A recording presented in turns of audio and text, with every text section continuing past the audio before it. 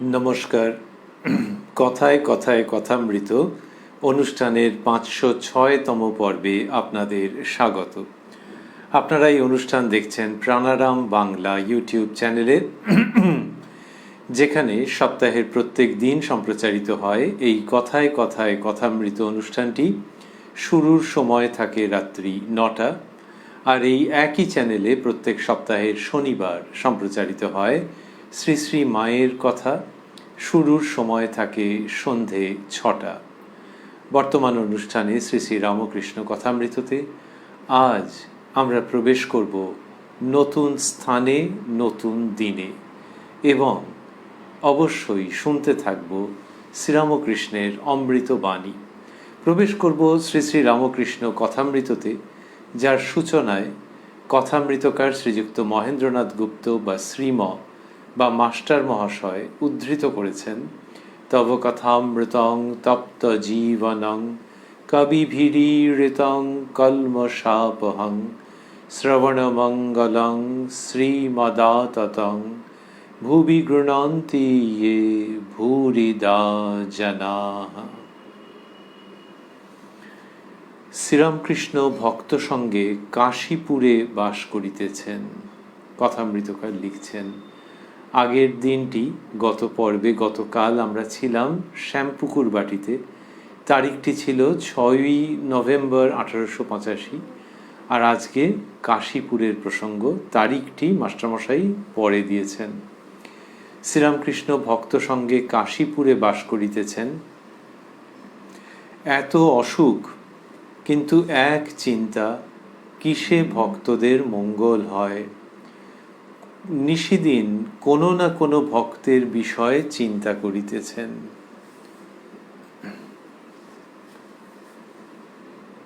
এই যে বলছেন যে এক চিন্তা, কিসে ভক্তদের মঙ্গল হয়, এবং নিশিদিন কোনো না কোনো ভক্তের বিষয়ে চিন্তা করিতেছেন, তার মানে রাত দিন। আমরা বলি যে সারাদিন ধরে, তাহলে সারাদিন ধরে নিশিদিন তিনি কোনো না কোনো ভক্তের বিষয়ে চিন্তা করছেন। কে? যার শরীরে ওই রকম অসুখ, দেহাবসান হতে আর কয়েক মাস বাকি, সেই তিনি সারাদিন কোনো না কোনো ভক্তের বিষয়ে চিন্তা করছেন। এটি ভাবলে যুগপৎ গভীর বিস্ময় ও অপার আনন্দের সঞ্চার হয়, তাতে কোনো সন্দেহ নেই। শুক্রবার 11ই ডিসেম্বর, মাস্টারমশাই লিখছেন, শুক্রবার 11ই ডিসেম্বর 27শে অগ্রহায়ণ শুক্লা পঞ্চমীতে শ্যামপুকুর হইতে ঠাকুর কাশীপুরের বাগানে আইসেন। আজ 12 দিন হইল। তাহলে 11ই ডিসেম্বর থেকে 12 দিন মানে 23শে ডিসেম্বর, সেটি বলবেন পরে। আজ 12 দিন হইল। ছোকরা ভক্তেরা ক্রমে কাশীপুরে আসিয়া অবস্থিতি করিতেছেন ঠাকুরের সেবার জন্য। এখনো বাটি অনেকে যাতায়াত করেন। গৃহী ভক্তেরা প্রায় প্রত্যহ দেখিয়া যান, মধ্যে মধ্যে রাত্রেও থাকেন। এই যে বললেন যে ছোকরা ভক্তেরা ক্রমে কাশীপুরে আসিয়া অবস্থিতি করিতেছেন ঠাকুরের সেবার জন্য, রাত্রে বাস করছেন কম বয়সী যুবক বালক ভক্তেরা। এটা শুধু তথ্যের দিক থেকে যে মাস্টারমশাই উল্লেখ করছেন তা নয়, তার এর সঙ্গে গভীর আনন্দের সংযোগ আছে।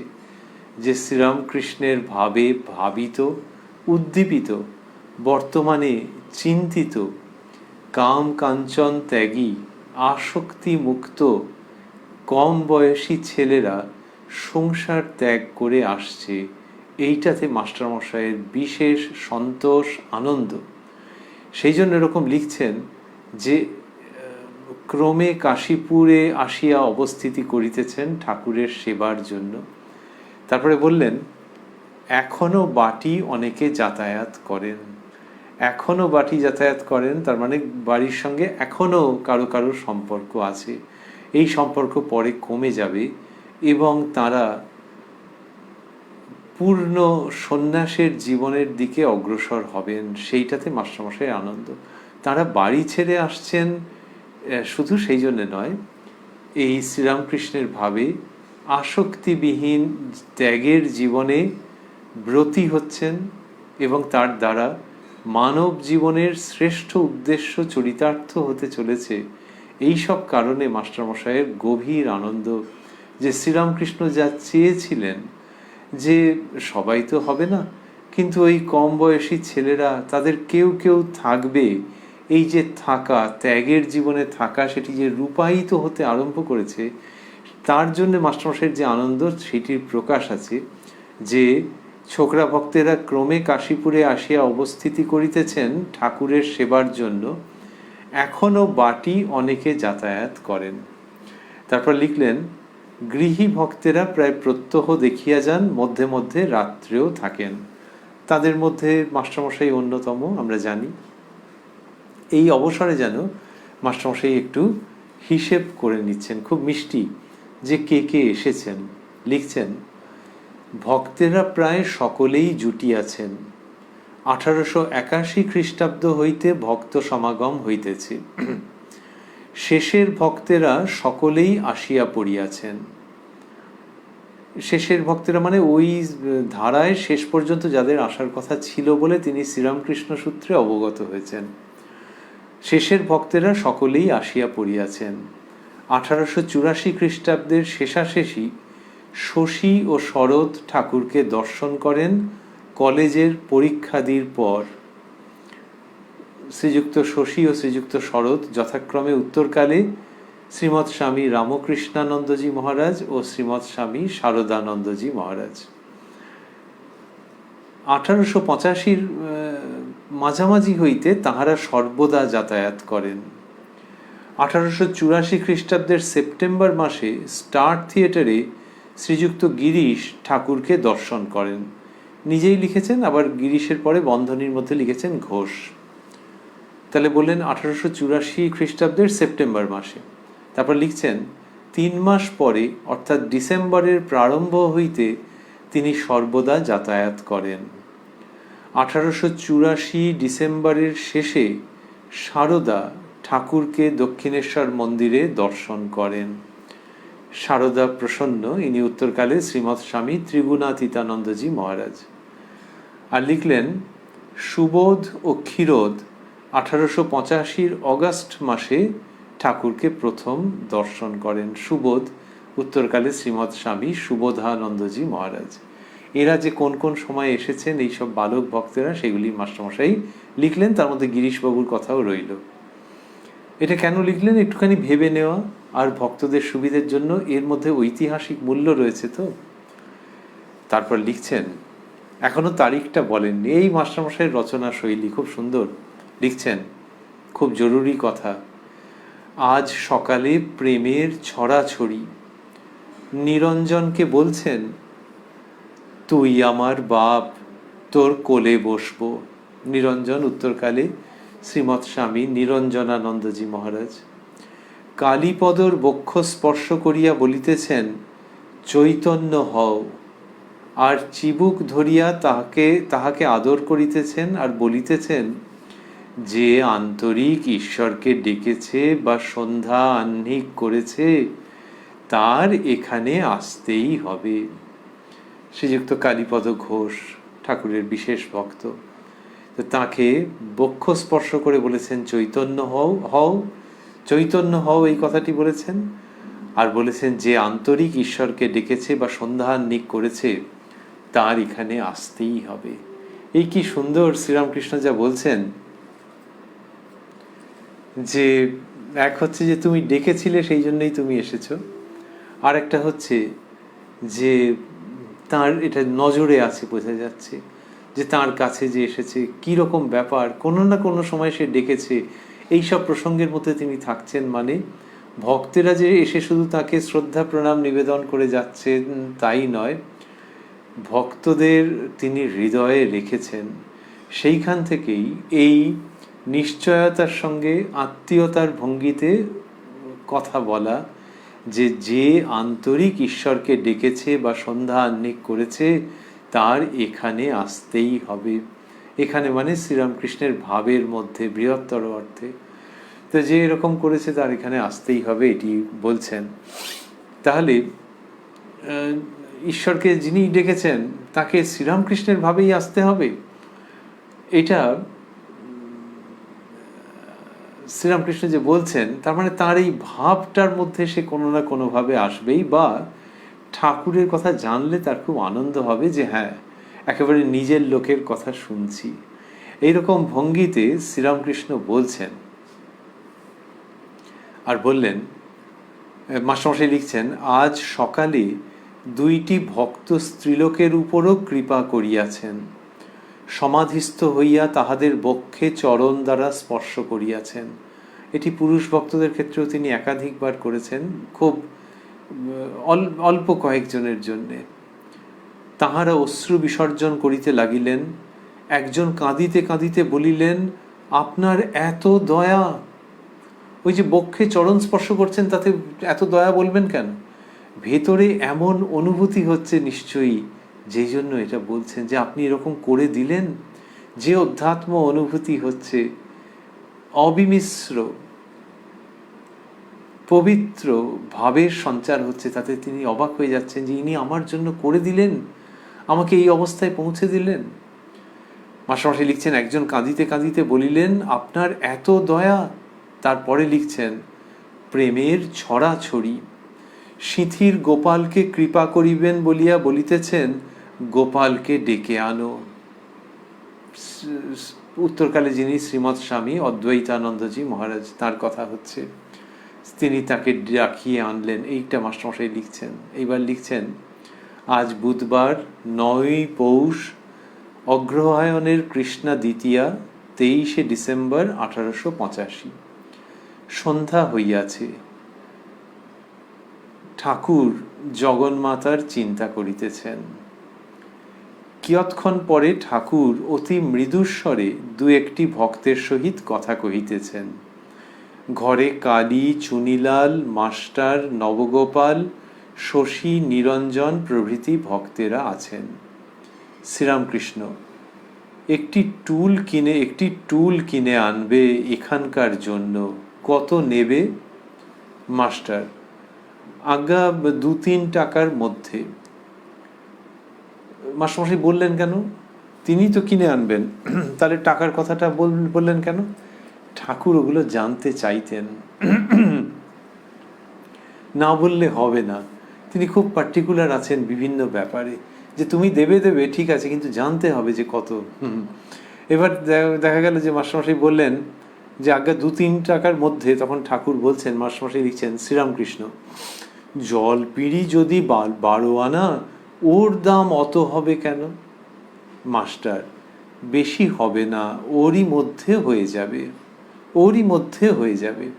ওই ঠাকুর সাংসারিক বিষয়ে সচেতন করে দিচ্ছেন যে বোকামি করো না, আর পুরো বিষয়টিকে খেয়াল রাখছেন। শ্রীরামকৃষ্ণ, আচ্ছা কাল আবার বৃহস্পতিবারের বারবেলা, তুমি 3টের আগে আসতে পারবে না? মাস্টার, যে আজ্ঞা, আসব। এটি বললেন। তারপরে ঠাকুর কথা বলছেন, মাস্টারমশাই লিখছেন, শ্রীরামকৃষ্ণ মাস্টারের প্রতি, আচ্ছা এ অসুখটা কতদিনে সারবে? মাস্টার, একটু বেশি হয়েছে, দিন নেবে। শ্রীরামকৃষ্ণ, কতদিন? মাস্টার, 5-6 মাস হতে পারে। ওরা জানেন যে এই অসুখটা সারবে না। ঠাকুরও একরকম জানেন, কিন্তু তবু এরকম বলছেন। এই কথায় ঠাকুর বালকের ন্যায় অধৈর্য হইলেন, আর বলিতেছেন, বলো কি? মাস্টার, আজ্ঞা সব স্বার্থে। শ্রীরামকৃষ্ণ, তাই বলো। আচ্ছা, এত ঈশ্বরীয় রূপ দর্শন, ভাব, সমাধি, তবে এমন ব্যাম কেন? মাস্টার, আজ্ঞা খুব কষ্ট হচ্ছে বটে, কিন্তু উদ্দেশ্য আছে। শ্রীরামকৃষ্ণ, কি উদ্দেশ্য? মাস্টার, আপনার অবস্থা পরিবর্তন হবে। এটি ঠাকুরই বলতেন। আপনার অবস্থা পরিবর্তন হবে, নিরাকারের দিকে ঝোঁক হচ্ছে, বিদ্যার আমি পর্যন্ত থাকছে না। বিদ্যার আমি কথা দুটি উদ্ধৃতি চিহ্নের মধ্যে আছে। শ্রীরামকৃষ্ণ: হ্যাঁ, লোক শিক্ষা বন্ধ হচ্ছে, আর বলতে পারি না। সব রামময় দেখছি, একবার মনে হয় কাকে আর বলবো। দেখো না, এই বাড়ি ভাড়া হয়েছে বলে কত রকম ভক্ত আসছে। বলছেন যে লোক শিক্ষা বন্ধ হচ্ছে, অর্থাৎ মানুষের সঙ্গে কথা বলা, এমনিতে গলার কষ্ট তো। আর শ্রীরামকৃষ্ণ বলছেন এই যে লোক শিক্ষার যে ভূমিকা তাঁর জগন্মাতার কর্তৃক নির্দিষ্ট, সেটি বন্ধ হচ্ছে। বললেন আর বলতে পারি না। সব রামময় দেখছি, যে যেমন যেমন লোকশিক্ষা বন্ধ হচ্ছে তেমনি তেমনি তিনি ওই রকম ভাবে জগৎকে দর্শন করছেন, সর্বত্র রামময় দেখছেন। সব রামময় দেখছি, একবার মনে হয় কাকে আর বলবো। কাকে আর বলবো মানে সকলের মধ্যেই রামচন্দ্রের দর্শন হচ্ছে এই অবস্থায়। দেখো না, এই বাড়ি ভাড়া হয়েছে বলে কত রকম ভক্ত আসছে। তাহলে এইটা হচ্ছে শরীর খারাপের একটা উদ্দেশ্য, যে ভক্ত অনেক আসবে। ভক্ত এসে কি হবে? ঠাকুরের তো গলায় কষ্ট হয় কথা বলতে গেলে, কিন্তু ভক্তদেরই কল্যাণ হবে, সেই জন্য শরীর খারাপ হয়েছে, এটি ঠাকুর বলছেন। তারপর বলছেন, কৃষ্ণ প্রসন্ন সেন বা শশধরের মতো সাইনবোর্ড তো হবে না, অমুক সময় লেকচার হইবে।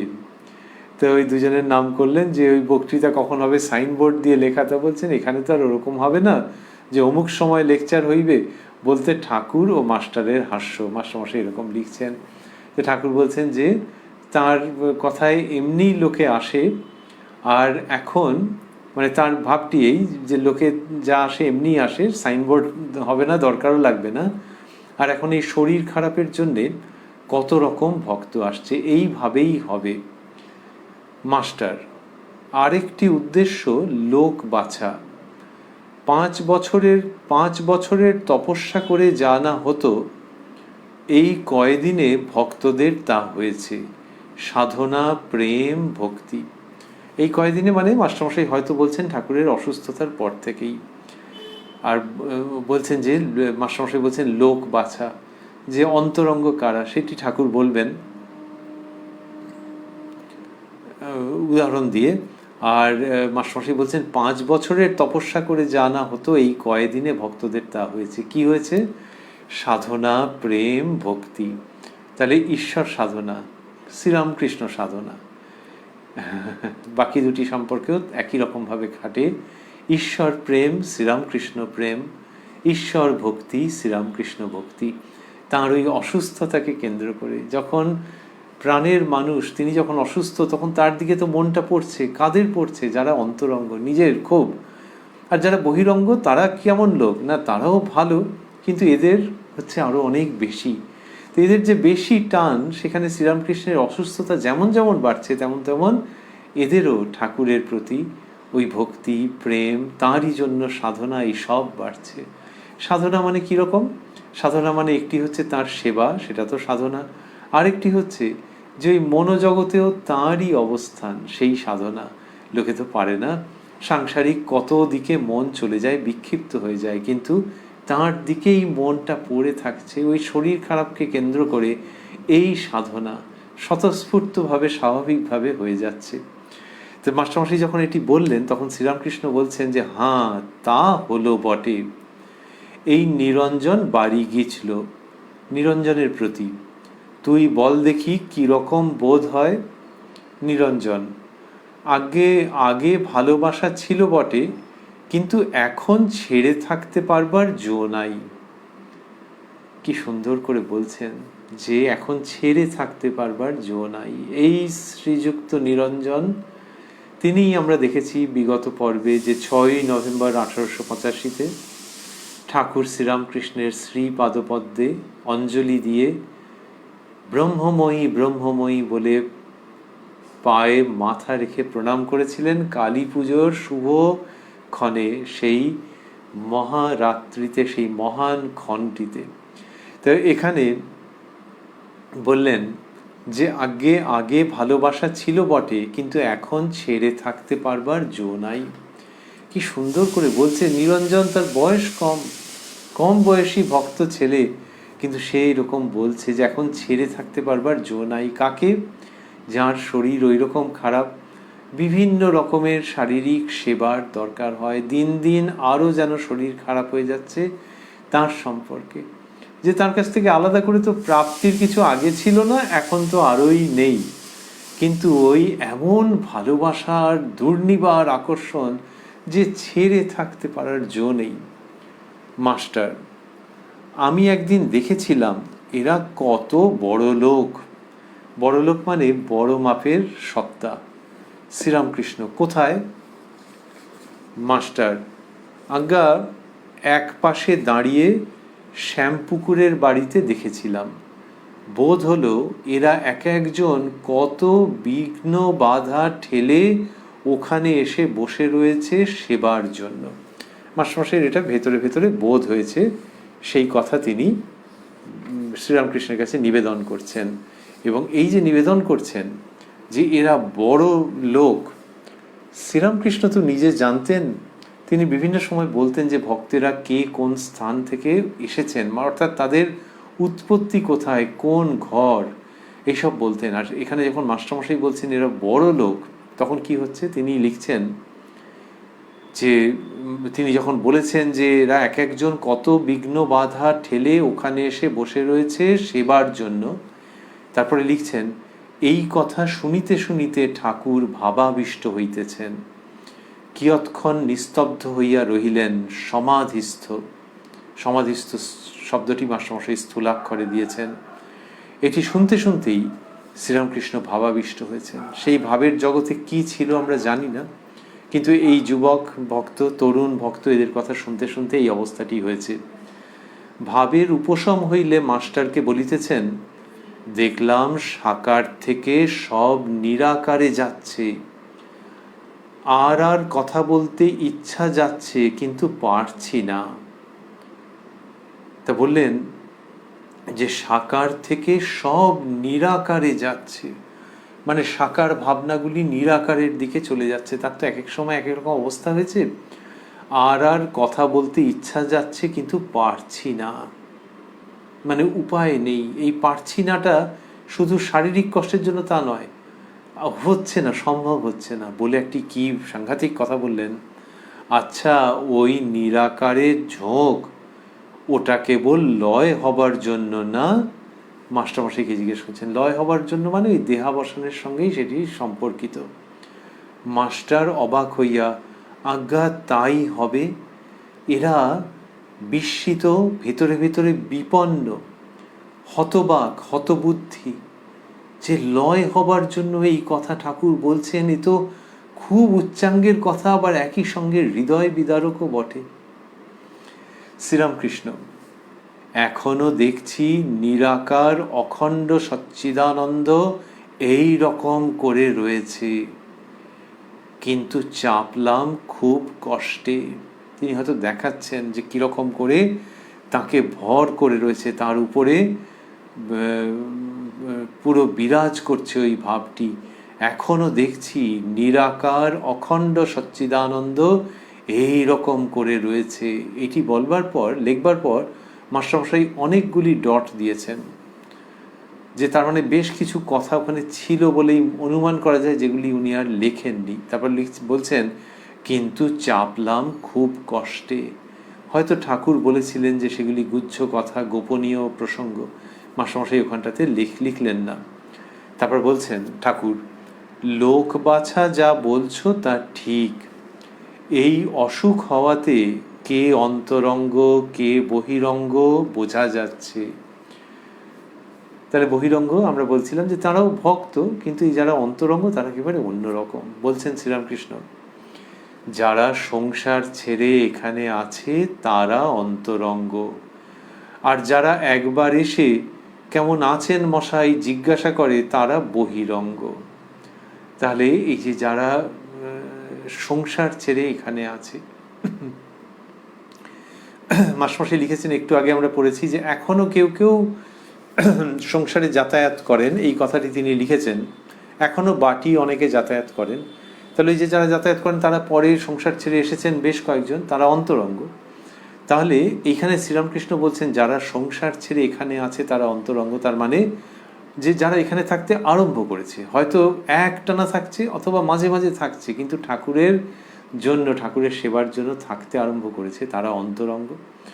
আর যারা ওই রকম বলছেন ভবনাথকে দেখলে না, শ্যামপুকুরে বটটি সেজে এলো, জিজ্ঞাসা করলে কেমন আছেন, তারপর আর দেখা নাই, নরেন্দ্রের খাতিরে ওই রকম তাকে করি, কিন্তু মন নাই।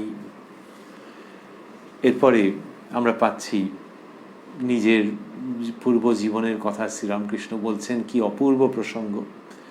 শ্রীরামকৃষ্ণ মণির প্রতি, এখানে আবার মাস্টারমশাই মণি নামটি গ্রহণ করেছেন ছদ্মনামের আর এক প্রস্থ আবরণ দেবার জন্যে, যেন শ্রীরামকৃষ্ণ মণির প্রতি, তিনি ভক্তের জন্য দেহ ধারণ করে যখন আসেন তখন তার সঙ্গে সঙ্গে ভক্তরাও আসে, কেউ অন্তরঙ্গ, কেউ বহিরঙ্গ, কেউ রসদ্বার। এই যে তিনি ভক্তের জন্য দেহ ধারণ করে যখন আসেন, তার মানে এটা অবতারের প্রসঙ্গই বলছেন এটি, যে তিনি মানে সেই ঈশ্বর, সেই সচ্চিদানন্দ, তিনি যখন ভক্তের জন্য দেহ ধারণ করে আসেন তখন তার সঙ্গে সঙ্গে ভক্তরাও আসে, এটি বললেন শ্রীরামকৃষ্ণ। আর বললেন যে কেউ অন্তরঙ্গ, কেউ বহিরঙ্গ, কেউ রসদ্বার। বলছেন 10-11 বছরের সময় দেশে বিশালাক্ষী দেখতে গিয়ে মাঠে অবস্থা হয়, কি দেখলাম, একেবারে বাহ্য শূন্য। মাঠে অবস্থা হয়, এই অবস্থা হয় শব্দ দুটি স্থূলাক্ষরে দেওয়া আছে, তার মানে ভাব সমাধি হয়।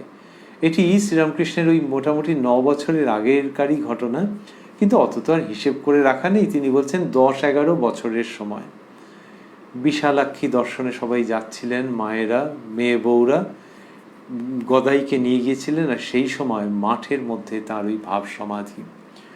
বিশালাক্ষী দেখতে গিয়ে মাঠে অবস্থা হয়, কি দেখলাম, একেবারে বাহ্য শূন্য।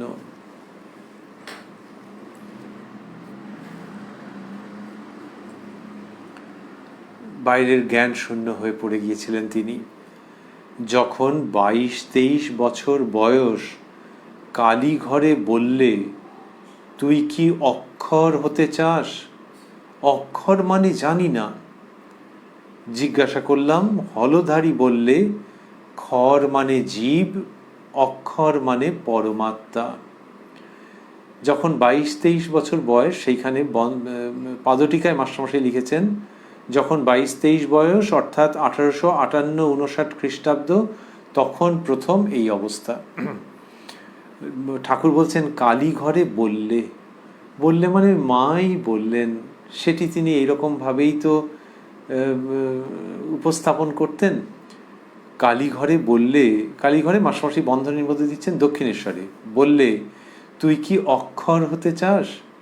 তা বলছেন যে তিনি হলধারী দাদাকে জিজ্ঞাসা করেছেন, তখন হলধারী দাদা বলেছেন খর মানে জীব, অক্ষর মানে পরমাত্মা। তো মা সেটি জিজ্ঞেস করেছেন তাকে। যখন আরতি হতো কুঠির উপর থেকে চিৎকার করতাম, ওরে কে কোথায় ভক্ত আছিস আয়, ঐহিক লোকদের সঙ্গে আমার প্রাণ যায়। ইংলিশম্যানকে বললাম, ইংলিশম্যানকে মাস্টারমশাই বন্ধনীর মধ্যে দিয়েছেন ইংরাজি পড়ার লোককে, তারা বলে ওসব মনের ভুল। তখন তাই হবে বলে শান্ত হলাম, কিন্তু এখন তো সেই সব মিলছে, এখন তো সেই সব মিলছে, সব ভক্ত এসে জুটছে।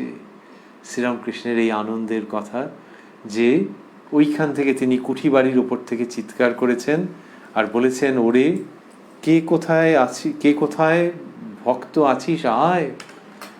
তা বিষয়ী লোকদের সঙ্গে কথা বলে তিনি পারছেন না, ঐহিক লোকদের সঙ্গে আমার প্রাণ যায়।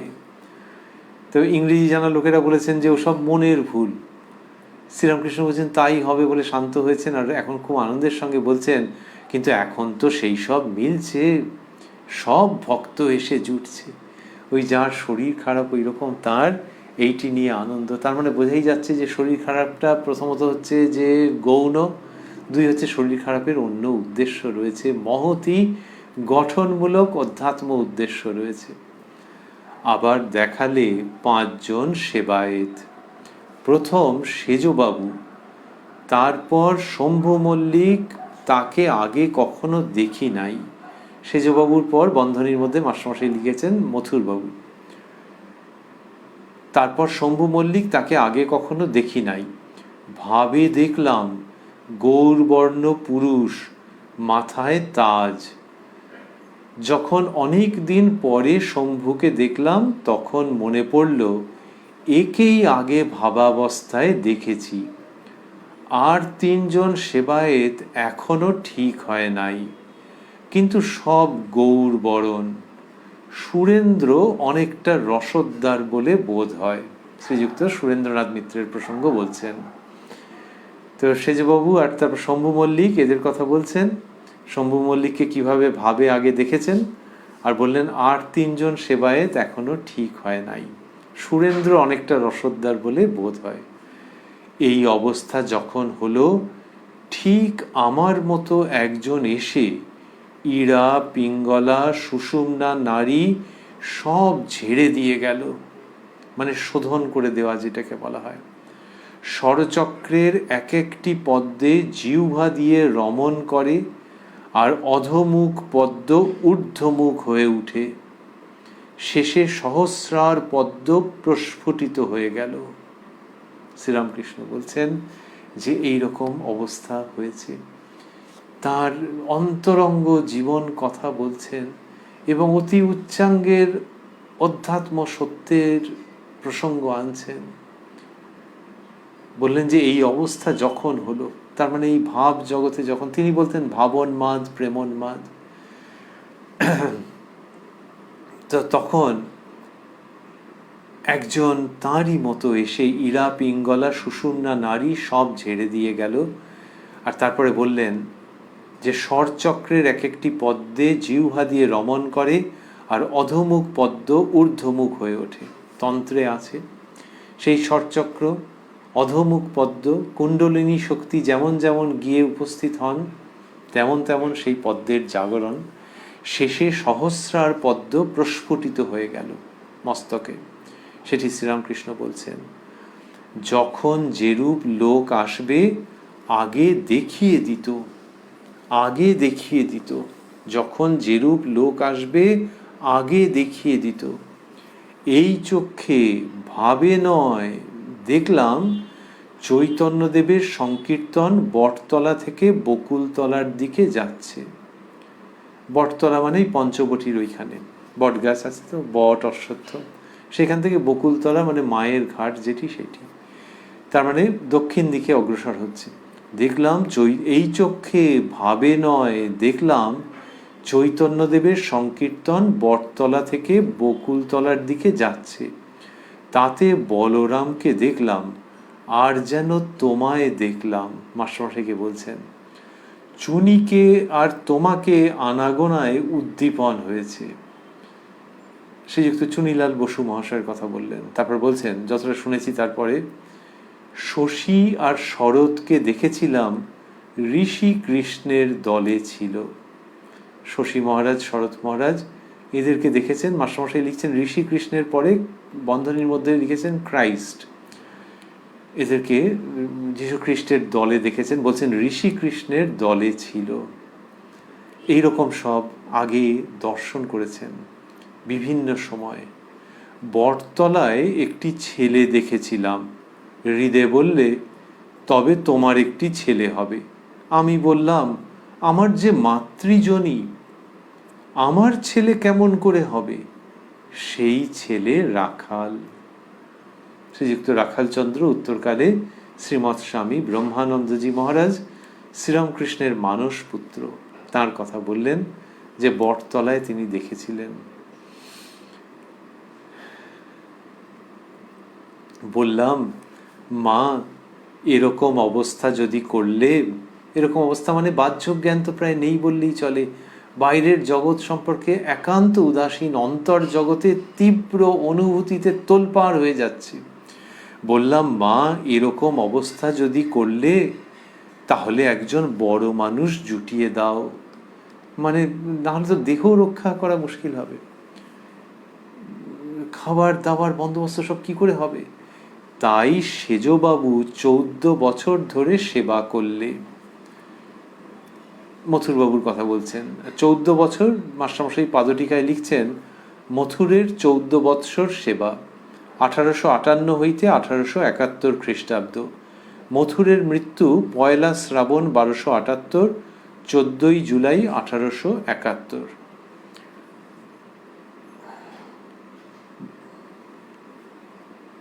তাই সেজবাবু 14 বছর ধরে সেবা করলে। সে কত কি! আলাদা ভাঁড়ার করে দিলে সাধু সেবার জন্য, গাড়ি পালকি যাকে যা দিতে বলেছি তাকে তা দেওয়া। বামনি খতাত প্রতাপ রুদ্র। তো সেজবাবু বলছেন যে ঠাকুর যেমন যেমন চেয়েছেন সেরকম তিনি সব ব্যবস্থা করে দিয়েছেন। আর এমনিতে মথুরবাবুর সম্পর্কে যেটি জানা আছে সেটি হচ্ছে, মথুরবাবু গভীরভাবে বিশ্বাস করতেন যে তার ইষ্টই শ্রীরামকৃষ্ণ রূপে তার সঙ্গে ঘুরে ঘুরে বেড়াচ্ছেন, তার সঙ্গে রয়েছেন, তাকে রক্ষা করছেন। আর এখানে ঠাকুর দেখছেন যে মথুরবাবু এই সমস্ত করে দিয়েছেন।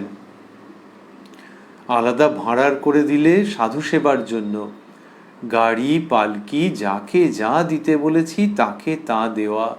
বামনি খতাত প্রতাপ রুদ্র। শ্রী চৈতন্যদেবের সময় ওড়িশার রাজা প্রতাপ রুদ্র শ্রী চৈতন্যের পরম ভক্ততে রূপান্তরিত হলেন। সেই তিনি মানে বামনি খতাত মানে ভৈরবী ব্রাহ্মণীর কথা বলছেন, যে তিনি ওরকম একটা হিসেব টিসেব করে বলতেন, হয়তো আর কি আমরা অনুমানে যা বুঝছি যে শ্রী চৈতন্যের সময় যিনি প্রতাপ রুদ্র তিনি একালে সেজবাবু। বিজয় এই রূপ দর্শন করেছে। মাস্টারমশাই ওই বিজয় এই রূপ তারপর বন্ধনীর মধ্যে লিখেছেন, অর্থাৎ ঠাকুরের মূর্তি। তো দর্শন করেছেন মানে বিজয় এই রূপ দর্শন করেছে। এ কি বলো দেখি, বলে তোমায় যেমন ছোঁয়া ওই রূপ ছুঁয়েছি। বিজয়কৃষ্ণ গোস্বামী মহাশয় বলেছেন যে পূর্ববঙ্গে যখন তিনি ছিলেন তখন তার এই অনুভূতি হয়েছে। আমরা আগেই কথামৃতর মধ্যে পেয়েছি। তো সেটি শ্রীরামকৃষ্ণ বলছেন যে ওই যেরকমভাবে প্রত্যক্ষভাবে গা ছুঁয়ে দেখা, সেরকমভাবে বিজয়কৃষ্ণ মহাশয়ের সৌভাগ্য হয়েছিল শ্রীরামকৃষ্ণকে দর্শনের এবং ছুঁয়ে দেখার, যখন তিনি ধারে কাছেও স্থূল শরীরে অবস্থান করছেন না। নোটো খতালে 31 জন ভক্ত। নোটো বন্ধনীর মধ্যে মাস্টারমশাই লিখেছেন লাটু, অর্থাৎ উত্তরকালে যিনি শ্রীমৎ স্বামী অদ্ভুতানন্দজি মহারাজ, তিনি হিসেব করেছেন 1 অমুক 2 3 4। নোটো খতালে 31 জন ভক্ত। কই তেমন বেশি কই, তবে কেদার আর বিজয় কতকগুলো করছে। শ্রীরামকৃষ্ণের এই ভাবনা যে ভক্ত কোথায় 31 জন কই, তেমন বেশি কই, এটাতে তাঁর এরকম প্রকাশ কেন, এরকম উক্তি কেন যে সেরকম বেশি কোথায় 31 জন, আরও বেশি ভক্ত আসুক সেটা চাইছেন কেন? দুটি আছে। একটি হচ্ছে যে আরও মানুষের কল্যাণ হোক সেটা চাইছেন, আরেকটি হচ্ছে মা তো তাকে দেখিয়ে দেন, সেই জন্য বলছেন আর কোথায় ভক্ত, এই মিলিয়ে। তা তবে কেদার আর বিজয় কতকগুলো করছে, ভাবছেন এই যোগ টোগ করে কেদারবাবু আর বিজয়বাবু এইসব মিলিয়ে টিলিয়ে বোধহয় বুঝিবা হবে। তা শ্রীরামকৃষ্ণের ভক্ত সংখ্যা কি সীমিত? তা তো নয়। তা কিন্তু সেই সময় আমরা রয়েছি কোথায়? আমরা রয়েছি 23শে ডিসেম্বর 1885 প্রসঙ্গে। সেই দিনকে কাশীপুরে শ্রীরামকৃষ্ণ এরকম বলছেন যে নোটো খতালে 31 জন ভক্ত, কই তেমন বেশি কই, ভাবে দেখালে শেষে পায়েস খেয়ে থাকতে হবে। তারপরে যেটি বলছেন সেটিতে ভক্তদের মনের মধ্যে নিশ্চয়ই গভীর দুঃখের সঞ্চার হয়েছিল। বলছেন, এ অসুখে পরিবার পায়েস খাইয়ে দিচ্ছিল। মাস্টারমশাই কি সুন্দর পরিবারের পর বন্ধনীর মধ্যে লিখেছেন, ভক্তদের শ্রী শ্রী মা। বড় চমৎকার করে লিখছেন, এ অসুখে পরিবার পায়েস খাইয়ে দিচ্ছিল, তখন কাঁদলাম এই বলে, এই কি পায়েস খাওয়া এই কষ্টে। শ্রীরামকৃষ্ণ এরকম বলছেন। আচ্ছা, তিনি তো ঈশ্বর, তাহলে এরকম বলছেন কেন? ওই মানব জীবনের দিকে যেমন যেমন, এটা যদি না হতো যে দেহের দিক দিয়ে এই কষ্ট সেটা কিছুই নয়, মনের কোনো কিছুমাত্র রেখাপাত করছে না, তাহলে তো লোকে কি মনে হবে? লোকের মনে হবে যে ভগবান অবতীর্ণ হয়েছেন, একটা কিরম কিরম ব্যাপার। কিন্তু মানুষের শরীরেই এসব হচ্ছে, অথচ সেই মানুষের শ্রীমুখ থেকে যা নিঃসৃত হচ্ছে, তার ভাব ভাবনা যা এই অবস্থায় দেখা যাচ্ছে, এটা এমনিতে মানুষের সচরাচর হয় না। তাহলে সব মিলিয়ে কি দাঁড়ালো? সব মিলিয়ে দাঁড়ালো মানুষের কাছে এই আদর্শ স্থাপিত হচ্ছে যে এই শরীরে, যে শরীরে ক্ষুধা তৃষ্ণা আছে, যে শরীরে রোগভোগ আছে, যে শরীরে বিভিন্ন রকমের যন্ত্রণা আছে, সেই শরীরের দ্বারাই এই সমুচ্চ অবস্থা লাভ করা যায়, যেখানে শরীর টরীর এবং সমগ্র জগৎ এক ধারে পড়ে থাকে এবং ধীরে ধীরে মনোজগৎ থেকে অপসৃত হয়ে মনে অবিমিশ্র গভীর অধ্যাত্ম আনন্দের সঞ্চার হয়। এই জন্যেই অবতারণ শ্রীরামকৃষ্ণ, সেই অবতার। কিন্তু ওই শারীরিক কি অসুবিধে হয়েছে সেই সবগুলি বললেন তিনি। এইগুলির সঙ্গে সঙ্গেই আমরা এই 23শে ডিসেম্বর 1885 কাশীপুরের দিনটির প্রসঙ্গের সমাপন করব। এই প্রসঙ্গ এইখানেই সমাপ্ত হচ্ছে। শ্রীরামকৃষ্ণের কৃপা সাপেক্ষে এই অনুষ্ঠানে পরবর্তী দিনের প্রসঙ্গ নিয়ে আপনারা আমরা পুনরায় মিলিত হব আগামীকাল প্রাণারাম বাংলা ইউটিউব চ্যানেলে, যেখানে সপ্তাহের প্রত্যেক দিন সম্প্রচারিত হয় এই কথায় কথায় কথামৃত অনুষ্ঠানটি। শুরুর সময় থাকে রাত্রি 9টা, আর ওই চ্যানেলেই প্রত্যেক সপ্তাহের শনিবার সম্প্রচারিত হয় শ্রী শ্রী মায়ের কথা। শুরুর সময় থাকে সন্ধে 6টা। আমরা রয়েছি উদ্বোধন কার্যালয়ে প্রকাশিত শ্রী শ্রী রামকৃষ্ণ কথামৃতের 1013 পৃষ্ঠায়, যেখানে আগেই উল্লিখিত হলো 23শে ডিসেম্বর 1885 প্রসঙ্গের সমাপন হচ্ছে। আজকের অনুষ্ঠানে আমরা শুনছিলাম এই দিনের কথা, যেখানে মাস্টারমশাই বললেন যে ঠাকুর দিনরাত কোনো না কোনো ভক্তের বিষয়ে চিন্তা করছেন। এটি কাশীপুরের প্রথম দিন যেটি কথামৃততে আমরা পাচ্ছি। এসেছেন 11ই ডিসেম্বর, এটি 23শে ডিসেম্বর, এই দিনটির কথা দিয়ে কথামৃততে প্রথম পাচ্ছি। মাস্টারমশাই লিখলেন যে সকালবেলায় প্রেমের ছড়াছড়ি। নিরঞ্জনকে বলছেন, তুই আমার বাপ, তোর কোলে বসবো। কালীপদর বক্ষ স্পর্শ করে বলছেন, চৈতন্য হও। চিবুক ধরে তাহাকে আদর করিতেছেন আর বলিতেছেন, যে আন্তরিক ঈশ্বরকে ডেকেছে বা সন্ধ্যা আহ্নিক করেছে তার এখানে আসতেই হবে। আর দুজন ভক্ত স্ত্রীলোকের উপরেও কৃপা করেছেন। সিঁথির গোপাল, শ্রীযুক্ত গোপালচন্দ্র তাকে কৃপা করবেন বলে ডেকে আনতে বলেছেন। মাস্টারমশাইয়ের কাছে ঠাকুর বাচ্চাদের মতো জিজ্ঞেস করছেন যে অসুখ কতদিনে সারবে। তারপর বলছেন মাস্টারমশাইকে যে এরকম হচ্ছে কেন? তখন মাস্টারমশাই বলছেন, আপনার অবস্থা পরিবর্তন হবে, নিরাকারের দিকে ঝোঁক হচ্ছে, বিদ্যার আমি পর্যন্ত থাকছে না। তখন ঠাকুর বললেন যে হ্যাঁ, লোক শিক্ষা বন্ধ হচ্ছে, আর বলতে পারি না, এই সমস্ত সব রামময় দেখছি। আর আরেকটি বললেন যে দেখো না, এই বাড়ি ভাড়া হয়েছে বলে কত রকম ভক্ত আসছে। অর্থাৎ এই বাড়ি ভাড়ার উদ্দেশ্য শরীর খারাপ, তারপর বাড়ি ভাড়া, এবং সেই সূত্রে অনেক ভক্তদের আগমন। শ্রীযুক্ত নিরঞ্জনের সঙ্গে কথা বললেন। শ্রীযুক্ত নিরঞ্জন বললেন যে এখন আর ঠাকুরকে থেকে ছেড়ে থাকবার জো নাই।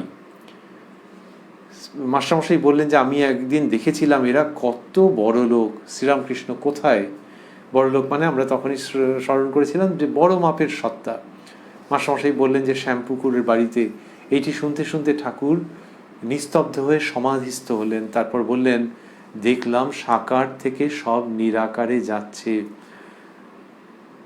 আর কথা বলতে ইচ্ছা যাচ্ছে কিন্তু পারছি না। আর ওই নিরাকারে ঝোঁক, ওটা কেবল লয় হবার জন্য না। মাস্টারমশাই অবাক হয়ে বললেন যে আজ্ঞা তাই হবে। আর বললেন শ্রীরামকৃষ্ণ যে এখনো দেখছি নিরাকার অখণ্ড সচ্চিদানন্দ এই রকম করে রয়েছে, কিন্তু চাপলাম খুব কষ্টে। বললেন যে যারা অন্তরঙ্গ যারা বহিরঙ্গ সেটা এই অসুখ উপলক্ষে চিহ্নিত হয়ে যাচ্ছে, বোঝা যাচ্ছে। নিজের জীবনের কথা বললেন যে 10-11 বছরের সময় বিশালাক্ষী দর্শনে গিয়ে মাঠে সমাধি অবস্থা হয়েছিল। 22-23 বছর বয়সে কালী ঘরে মা বলেছেন, তুই কি অক্ষর হতে চাস? আর বললেন যে কুঠি বাড়ির ওপর থেকে যখন আরতি হতো সেই সময় কুঠির ওপর থেকে চিৎকার করে বলতেন, ওরে কে কোথায় ভক্ত আছিস আয়, ঐহিক লোকদের সঙ্গে আমার প্রাণ যায়। তার মানে বিষয় ত্যাগী ভক্তদের ডাকতেন। 5 জন সেবায়েতকে ভাবে দেখেছেন সেটি বললেন। প্রথমে সেজবাবু, তারপর শম্ভু মল্লিক। আর সুরেন্দ্রবাবু অনেকটা রসদ্দার বলে বোধ হয়। শ্রীরামকৃষ্ণ বলছেন যে তার যখন এইরকম অবস্থা হয়েছে তখন তাঁরই মতো একজন এসে ইরা পিঙ্গলা সুষুম্না নারী সব ঝেড়ে দিয়ে গেছেন এবং স্বরচক্রের এক একটি পদ্মে জিহ্বা দিয়ে রমণ করে আর অধমুখ পদ্ম ঊর্ধ্বমুখ হয়ে উঠে শেষে সহস্রার পদ্ম প্রস্ফুটিত হয়ে গেল। আর বললেন যে যেরকম লোক আসবে আগে দেখিয়ে দিত। ভাবে দেখেছেন যে চৈতন্যদেবের সংকীর্তন বটতলা থেকে বকুলতলার দিকে যাচ্ছে, সেখানে বলরাম বাবুকে দেখেছেন আর যেন মাস্টারমশাইকে দেখেছেন। শশী আর শরৎকে দেখেছেন ঋষি কৃষ্ণের দলে। বটতলায় একটি ছেলেকে দেখেছিলেন, সেই ছেলেই পরবর্তীকালে দেখেছেন যে তাঁর মানসপুত্র রাখাল চন্দ্র। আর মায়ের কাছে তিনি চেয়েছিলেন যে যখন এরকম অবস্থাই করেছেন তখন একজন বড় মানুষ জুটিয়ে দিতে। সেজবাবু তারপর এলেন এবং 14 বছর ধরে সেবা করলেন। বিজয়কৃষ্ণ গোস্বামী মশাই ঠাকুরের এই রূপ দর্শন করেছেন এবং তিনি ছুঁয়ে দেখেছেন যেমন সাক্ষাতে হলে যেমনটি হয়। আর শ্রীরামকৃষ্ণ বলছেন যে নোটো খতালে 31 জন ভক্ত, কই তেমন বেশি কই, এরকম বলেছেন। আর শেষের দিকে একটু কষ্টের প্রসঙ্গ বলেছেন যে পায়েস খেয়ে থাকতে হবে এটি ভাবে দেখেছিলেন। আর এই অসুখের সময় জগৎজননী শ্রী শ্রী মা শারদামণি দেবী তিনি পায়েস খাইয়ে দিচ্ছিলেন, তখন ঠাকুর কেঁদেছেন এই বলে যে এই কি পায়েস খাওয়া এই কষ্টে।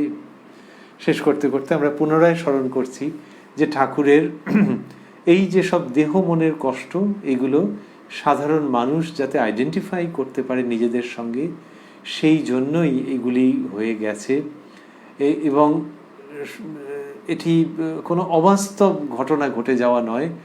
সত্যি সত্যি যদি কেউ ঈশ্বরে মন দেন তাহলে তার সমস্ত অন্য রকম যা কিছু অসুবিধে সেগুলি গৌণ হয়ে যায় ঈশ্বরেরই কৃপায়, এবং তিনি অভীষ্ট লক্ষ্যে অগ্রসর ও উপনীত হতে পারেন। শ্রীরামকৃষ্ণ সেইগুলোই প্রদর্শন করছেন তার জীবনে অবতার রূপে। আর ওই যে বললেন নোটো খতালে 31 জন ভক্ত, কই তেমন বেশি কই, এটাতে আমাদের বেশ মজা লাগছিল যে লাটু তখন কম বয়সী ছেলে, লাটু মহারাজ, তিনি সব হিসেব করে দেখেছেন। আবার তিনি হিসেব করেছেন মানে বেশ বোধহয় সময় নিয়ে করেছেন, 1, 2 এরকম করেছেন। ঠাকুর যেরকম জানিয়েছেন তার সম্পর্কে, তার লেখাপড়ার অবস্থা যেরকম ছিল, সময় নিয়ে করেছেন মনে হয়, করে 31 যা 31-এ শেষ হয়ে গেল। কিন্তু এইসব ওই যে আমরা বলছিলাম যে এগুলো এমনিতে দেখলে এরকম মনে হয়, ঠাকুর বলছেন কই তেমন বেশি কই। কিন্তু আজকে 31-এর পর কটি শূন্য দিতে হবে? 1টি, 2টি, 3টি, 4টি, 5টি, অনাগত কাল বলতে পারবে যে আরো কতগুলি শূন্য যুক্ত হবে। আসলে সেগুলি শূন্য নয়, সেগুলি পূর্ণতার দ্যোতক। কত মানুষের জীবন পূর্ণ হয়ে গেছে, হচ্ছে এবং হবে, পূর্ণ হয়ে গেছে, যাচ্ছে এবং যাবে শ্রীরামকৃষ্ণের কাছে আগমন করে। অনুষ্ঠান শেষ করতে করতে আমাদের তাই ভালো লাগছে ভাবতে যে একটা জিজ্ঞাসাবোধক বাক্য আসলে খুব সদর্থক বাক্য এবং আশীর্বাণী রয়েছে তার মধ্যে, যে ওগো এই শুধু 31-এ থাকবে না, যখন বলছেন নোটো খতালে 31 জন ভক্ত, কই তেমন বেশি কই, এই বেশিটা শ্রীরামকৃষ্ণই নিজে করবেন। তিনি সূক্ষ্ম শরীরে ভক্তদের অভয় পদে স্থান দিতে থাকবেন এবং আপনাদের আমাদের মতো মানুষ কত বিপুল সংখ্যায় তাঁর কাছে এসে সমবেত হবে তাঁরই কৃপায়, এটি ভেবে খুব মজা আছে যে কই তেমন বেশি কই, তিনি সেই বেশিটি করাচ্ছেন। মজা আছে, আনন্দ আছে, শান্তি আছে, নির্ভরতা আছে এবং পরম আশ্বাস আছে। ওং নিরঞ্জনং নিত্যম অনন্ত রূপং ভক্তানুকম্পা ধৃত বিগ্রহং বৈ ঈশাবতারং পরমেশমিড্যং তং রামকৃষ্ণং শিরসা নমামঃ। প্রাণারাম প্রাণারাম প্রাণারাম প্রাণারাম প্রাণারাম প্রাণারাম। কি যেন লুকানো নামে তাই মিষ্ট এত তব নাম। প্রাণারাম প্রাণারাম প্রাণারাম প্রাণারাম প্রাণারাম প্রাণ